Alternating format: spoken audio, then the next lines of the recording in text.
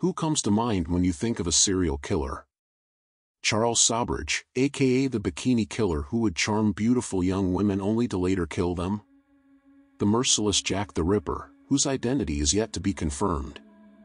Charles Manson, who managed a number of followers who were willing to support and kill for him. Or Ted Bundy, who would sexually assault, kill and decapitate his victims before keeping their severed heads in his apartment as trophies. As terrifying as these maniacs might sound, they still don't make the cut for the world's worst. That title would be reserved for an Indian who spread terror in the 1800s. Many don't know this, but the word thug actually stems from the Hindi word thag, a cult of dacoits in the Oudh/Awadh region of North India. The most notorious among them was their leader, Thug Behram, the king of thugs. One of the most prolific in the history of mankind, he was responsible for murders of an estimated 931 people.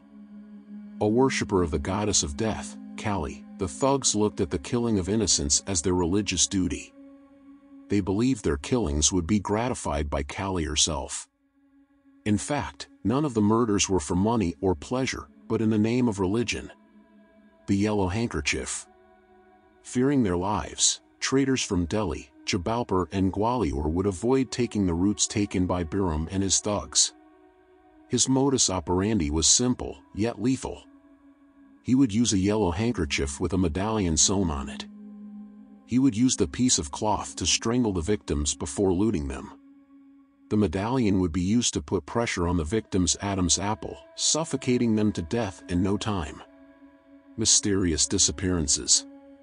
In the early 1800s, businessmen, tourists, soldiers, even an entire caravan would mysteriously vanish into thin air. The police were left baffled, not knowing what was going on. In 1809, Captain William Sleeman was put in charge of figuring out the mystery. Captain Sleeman's investigation revealed that Behram and his army of 200 were carrying out these attacks. They laid a number of traps on the Delhi-Jabalpur route to catch Behram and the other thugs.